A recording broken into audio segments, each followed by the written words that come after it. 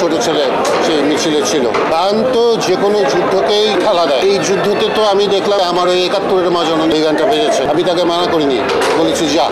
আমার মনে হয় কিছু কিছু শক্ত কথা বলেছিলাম ওখানে, সেই কথাগুলো ইয়াং জেনারেশনের ভালো লেগে গেছে বলেই হয়তো এই অবস্থা ওই ভিডিওটার।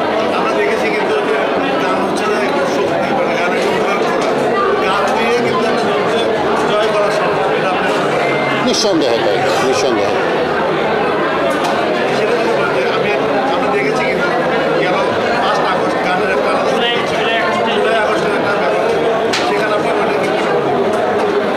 গান তো যে কোনো যুদ্ধকেই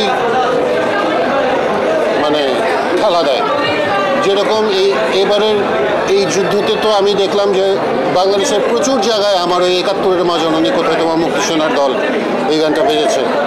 এইভাবে এত কিছুর সাথে যে নিজেকে সম্পৃক্ত করতে পেরেছে, আমি অবশ্য সেখানে যাইনি, আমার ছেলে গেছিলো, আমার ছোট ছেলে সেই মিছিলে ছিল। আমি তাকে মানা করিনি, বলেছি যা। ও বলেছে বাবা আমি যেতে চাই, দেখতে চাই ওখানে কী হয়। আমি বলেছি যা, দেখে আয়। অনেকে আমাকে জিজ্ঞেস করেছে যে আপনি গেলেন না কেন, তখন বলেছি আমার যাওয়া লাগেনি, আমার গান ওখানে বেরিয়েছে, এটি আমার জন্য একটা বিরাট প্রাপ্তি। আগামীর বাংলাদেশ আবার তারুণ্যের জোয়ারে ভেসে যাবে এই আশায়, আর এই গানটার অসম্ভব সুন্দর একটা ভবিষ্যতের আশায় আজকে সবার থেকে বিদায় নিচ্ছি। Thank you so much.